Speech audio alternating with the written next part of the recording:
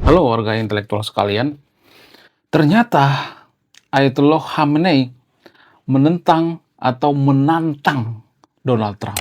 Baru-baru ini dia mengatakan, "Gue sebenarnya nggak ngumpet kok. Kalau mau culik gue juga nggak apa-apa." Dia nantangin Donald Trump guys ya. Karena selama ini kan banyak dirumorkan Ayatollah ini ngumpet di bawah bunker. Lalu baru-baru ini dia mengatakan, gue nggak ngumpet kok. Kalau Donald Trump mau ya udah culik gue gitu ya. Jadi seolah-olah Ayatollah ini menantang Donald Trump. Nah yang jadi pertanyaan, apakah Donald Trump akan menerima tantangan daripada Ayatollah?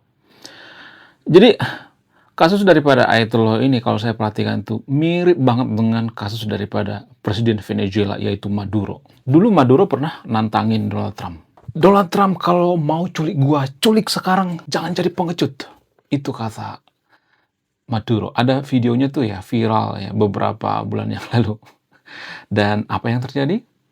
Donald Trump mewujudkan keinginan daripada Presiden Venezuela yaitu Maduro.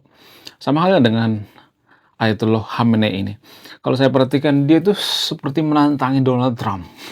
Padahal pada faktanya kalau saya perhatikan itu ya, Khamenei ini sebenarnya ngumpet di bunker, bukan di bunker Iran tapi di bunker Rusia. Kemudian dia mengatakan, kalau mau culik gua nggak apa-apa, sok aja kata Khamenei.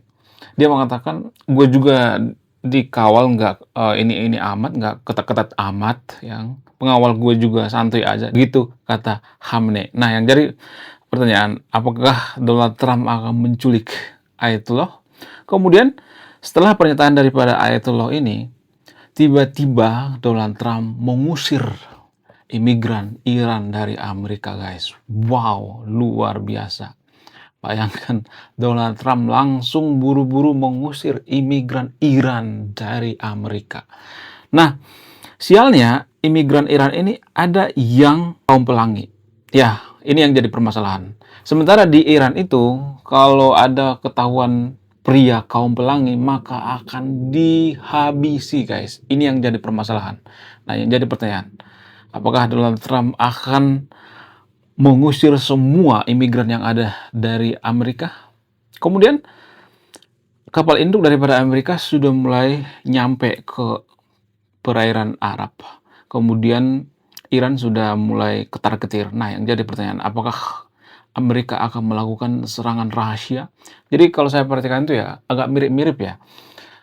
Waktu Amerika membombardir Iran, mirip-mirip ya polanya kalau saya perhatikan. Waktu Iran dibombardir oleh B-2 Spirit-nya Amerika, mirip banget seperti sekarang ini ya. Dulu juga kapal induk Amerika itu pergi ke perairan Arab. Sekarang ini kalau saya perhatikan, ya kapal induk Amerika itu sudah mulai nyampe di perairan Arab. Nah, yang jadi pertanyaan, apakah Donald Trump sudah mempersiapkan Delta Force menculik Ayatollah? Bagaimana fakta yang sebenarnya?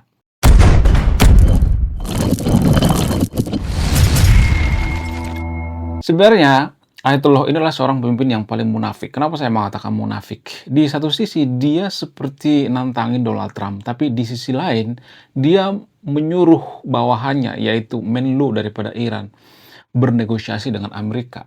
Jadi main di dua kaki ya. Di satu sisi dia seperti nantangin Amerika, biar apa? Biar dia tidak kalah muka, biar dia nggak culun-culun amat ya, biar dia dipuja-puji oleh warga Konoha ya, karena warga Konoha itu banyak mengidolakan Ayatollah ya. Jadi kalau Ayatollah ini kelihatan takut dan lain sebagainya, maka para supporter-supporter atau warga Konoha akan membenci Ayatollah ya, akan menghujat Ayatollah. Jadi biar nggak culun-culun amat, Ayatollah ini pura-pura nantangin Donald Trump ya, biar kelihatan gagah, biar kelihatan berani gitu. Padahal pada faktanya dia main di dua kaki ya.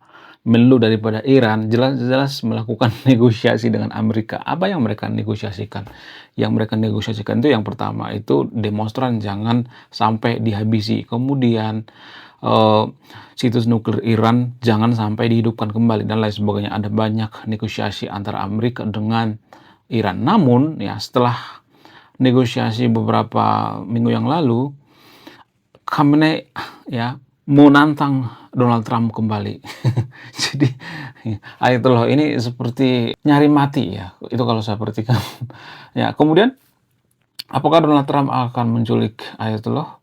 Dan setelah Ayatollah memancing-mancing Donald Trump, menantang Donald Trump langsung mengusir masyarakat Iran yang ada atau imigran Iran yang ada di Amerika. Nah, yang jadi pertanyaan, kenapa Donald Trump mengusir imigran Iran yang ada di Amerika? Apa alasannya? Jadi, ada laporan dari CIA mengatakan bahwa ternyata ada mata-mata di Amerika dan yang dicurigai itu adalah imigran Iran. Ada mata-mata, memata-matai apa?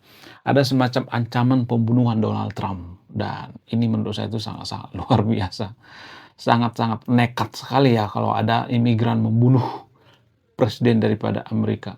Nah, jadi untuk menghindari yang tidak-tidak, Donald Trump mau memulangkan para imigran yang ada di Iran. Lagian mereka di sana juga, mohon maaf ya, nggak semuanya tapi ya, di sana juga mereka kan nggak terlalu ini ya, nggak terlalu dibutuhkan di Amerika ya. Namanya juga imigran ya kan, mencari suaka ya. Dan yang jadi permasalahan yang sangat-sangat pelik adalah ternyata imigran Iran yang ada di Amerika itu ada yang mengidap kaum pelangi. Jadi kalau ada warga Konoha mengatakan atau ngata-ngatain Amerika, Amerika itu ya kaum pelangi ya. Jadi dikata-katain tuh ya warga Konoha kan sering ngata-ngatainnya. Di Jerman banyak kaum pelangi, di Prancis banyak kaum pelangi, di Eropa banyak kaum pelangi. Ya, tuh lihat di Iran ada juga tuh kaum pelangi. Di Konoha juga banyak kaum pelangi kok tanpa kita sadari. Cuman kita aja nggak mau mengakui banyak banget di Konoha kaum pelangi. Cuman kita tuh pura-pura suci gitu ya. Padahal pada faktanya ya banyak tuh ya di Iran kaum pelangi sehingga mereka mencari suaka di Amerika karena di Amerika mereka nyaman dan aman. Jadi kalau kita berpikir rasional, berpikir jujur gitu ya, jangan berpikir licik dulu ya. Saya tidak berpihak pada Amerika ya, saya tidak berpihak pada Amerika, saya berpihak pada Konoha ya. Saya nggak ada urusan dengan Amerika. Kalau Amerika salah ya saya katakan salah. Kalau Amerika benar ya saya katakan benar. Ya. Jadi gini guys, sebenarnya menurut saya pribadi itu Amerika itu jauh lebih bagus daripada Iran. Kenapa? Karena Amerika itu menghargai hak asasi manusia, HAM, HAM daripada seorang kaum pelangi. Sementara Iran kan nggak peduli. Ya, menurut saya pribadi, bukan saya membela kaum pelangi di sini ya. Menurut saya pribadi kaum pelangi itu kan kelainan genetik. Sama seperti mohon maaf ya orang yang autis dan lain sebagainya, kelainan genetis ya. Nah, kalau ada seseorang yang kelainan genetis itu ngapain diejek-ejek, iya kan? Itu kan ciptaan Tuhan. Fisik itu nggak bisa diejek guys. Genetik itu nggak bisa diejek. Karena apa? Karena nggak bisa dirubah. Jadi kalau ada orang yang menghina kaum pelangi itu menurut saya pribadi kurang kerjaan banget ya.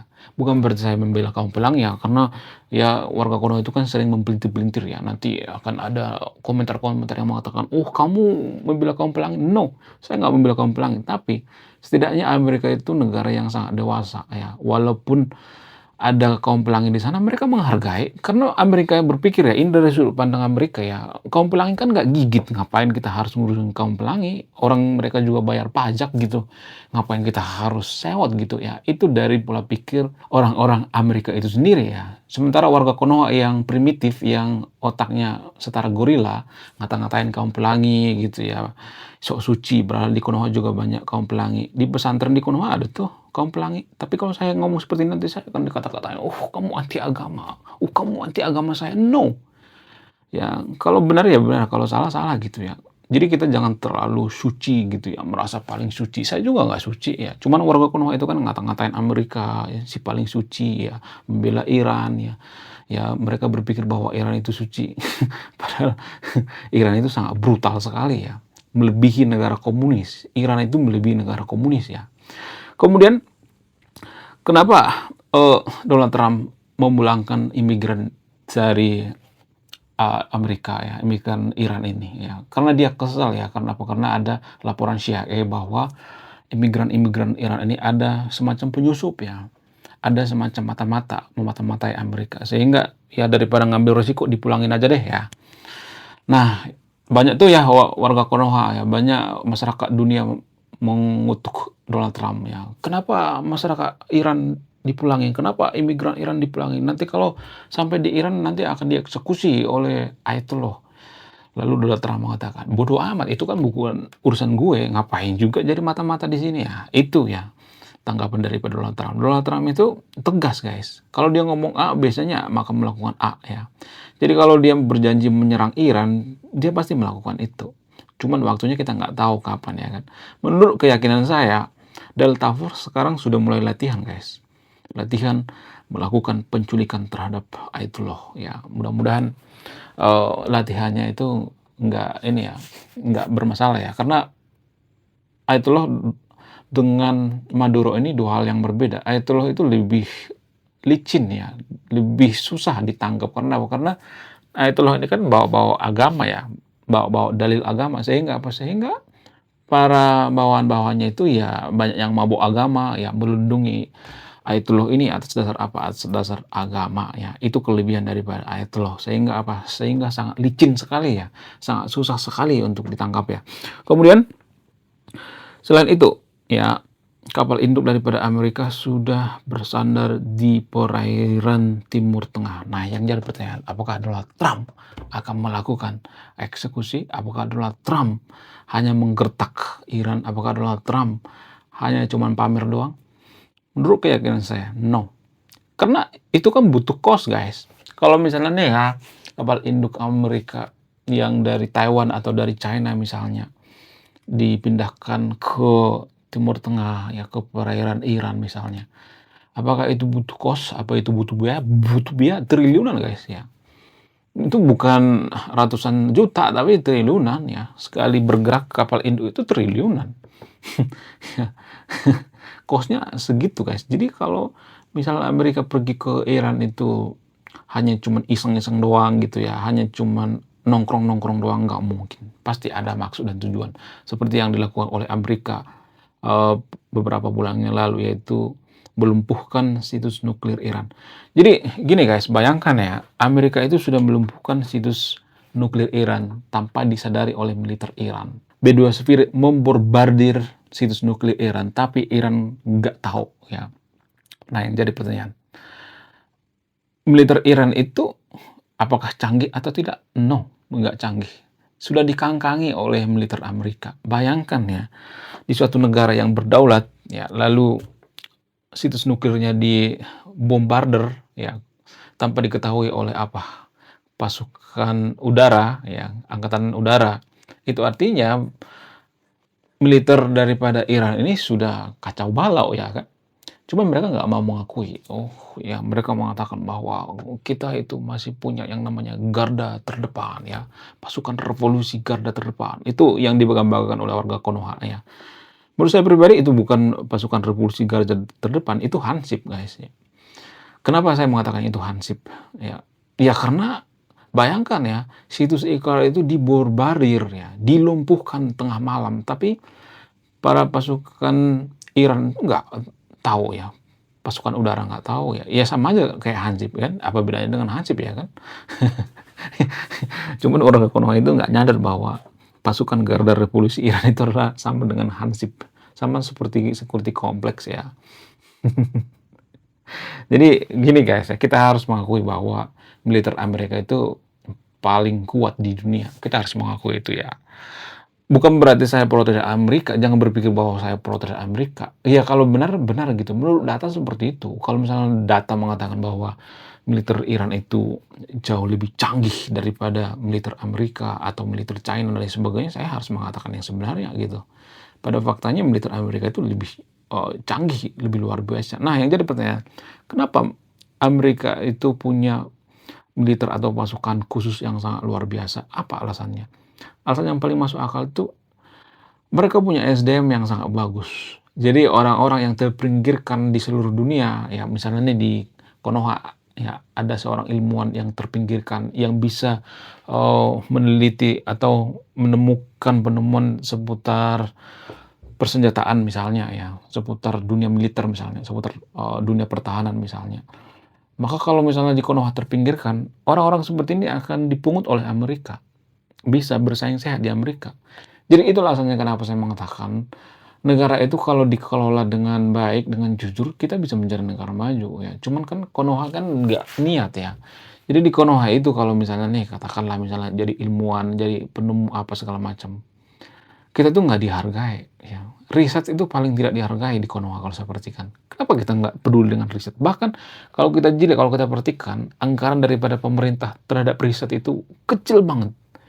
Ya, nggak sampai 10%, nggak nyampe, boro-boro 10%, 5% juga nggak nyampe. Nggak 1% juga kayaknya nggak nyampe deh.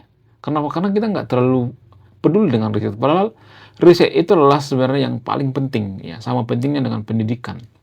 Kalau kita bandingkan dengan Israel atau Amerika misalnya, dana riset mereka itu gila-gilaan ya. Di negara maju itu dana riset itu gila-gilaan. Ya tanpa kita sadari. Kenapa dana riset itu diutamakan? Apa alasannya? Karena itu semacam investasi, ya, investasi yang langsung menghasilkan walaupun durasinya agak lama ya. Kalau di Konoha itu kan fokus pada investasi apa? Investasi sawit, ya pertambangan, ya galian tanah, ya nikel dan sebagainya. Sehingga apa? Sehingga itu merusak lingkungan. Itu merusak lingkungan, guys. Kita bisanya cuma merusak lingkungan, cuman ngeruk doang kita bisanya gitu ya. Kita tidak pernah yang namanya fokus terhadap sumber daya manusia, nggak pernah fokus ya. Jadi mohon maaf bagi yang nonton video saya bahas Iran dengan Amerika itu karena apa? Karena ini sangat penting sekali ya. Kalau kita mengidolakan Iran, maka kita akan menjadi seperti negara Iran. Kalau kita mengidolakan Amerika, kita akan menjadi negara seperti Amerika. Kalau misalnya mengatakan, oh Amerika itu jahat, Amerika itu penjajah dan lain sebagainya. Emang negara muslim nggak ada yang penjajah. Emang negara muslim itu suci semua. Emang negara muslim itu nggak pernah punya negara jajahan. Bagaimana dengan Turki Utsmani? Bagaimana dengan Ottoman? Bagaimana dengan negara-negara lainnya, negara-negara Islam zaman dulu yang punya negara jajahan? Ya kalau misalnya saya mengatakan seperti itu, pasti banyak nanti yang membantah. Oh itu bukan menjajah, oh itu invasi, oh itu penaklukan. Sama aja apa bedanya? Ya penaklukan dengan menjajah itu kan semacam setara ganda. Kalau seiman dengan kita, kita sebut dengan penaklukan. Ya. Tapi beda iman dengan kita seperti Amerika, kita sebut dengan penjajah. Ya. Kalau kita di posisi Amerika, kita jadi polisi dunia, ya menguasai dunia. Apakah kita lebih baik atau lebih jahat daripada Amerika? Dugaan saya, Konoha akan jauh lebih jahat daripada Amerika sekarang ini. Karena pada faktanya, pada datanya, tapi banyak tuh yang nggak terima data ini ya. Karena apa? Karena data ini dianggap melukai hati mereka gitu, dianggap jujur. Apa itu? Donald Trump mengatakan, saya menggagalkan perang saudara, ya perang antar negara di dunia ini 7 kali. Donald Trump mengatakan seperti itu. Cek data. Zaman sekarang kan data kan sangat mudah sekali kita peroleh ya. Bukan seperti zaman dulu ya. Zaman sekarang ada ChatGPT, ada Google dan sebagainya. Cek data. Ya, jadi mencari data itu kita nggak boleh ya dapat data itu dari pemuka agama misalnya atau dari tetangga kita, nggak boleh.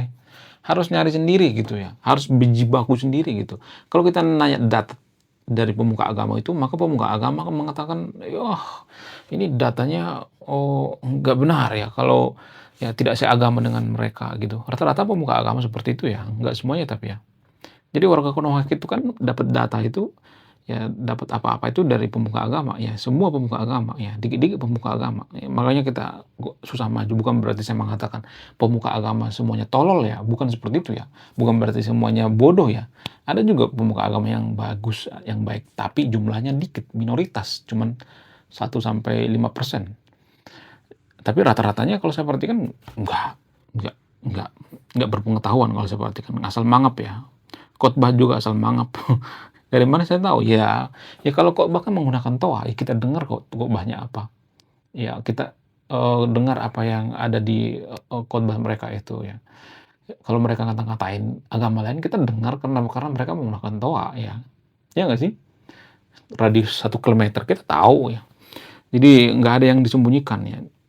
Mohon maaf bagi yang nonton video nih ya, mohon maaf sebesar-besarnya ya. Jadi kalau pemuka agama itu sudah mulai khotbah ya, misalnya nih ya, di rumah ibadah menggunakan toa dan sebagainya. Kalau mulai bahas tentang sains, mulai bahas tentang ilmu pengetahuan, saya tuh kadang ngakak sendiri guys ya. Kalau sudah bahas tentang yang namanya black hole ya, maka akan berantakan ya. Mekanika kuantum dan lain sebagainya. Ya, mending nggak usah deh ya. Pemuka agama itu ngurusin tentang ya tentang anti korupsi aja deh ya, supaya jujur ya, supaya umatnya jujur gitu. Jangan ngurusin sains ya, nanti dimarahin sama para ilmuwan-ilmuwan yang ada di seluruh dunia atau diketawain malah ya. Di Konoha kan gitu ya. "Oh, itu ada di kitab suci kami," ya. Kalau misalnya nih ada penemuan-penemuan baru misalnya ya, seperti black hole misalnya, "Oh, itu sudah ada di, di kitab suci kita," ya. Kalau misalnya nih ada penemuan baru lagi misalnya black hole itu dibatalkan lagi misalnya nih ya, dibatalkan oleh penemuan baru misalnya ya, selain daripada Stephen Hawking ada lagi penemuan baru misalnya. Lalu kita akan mengatakan, "Oh, itu ada di kitab suci kita," gitu. Masa diedit-edit terus kitab sucinya, ya kan? Itu kalau saya perhatikan, ya.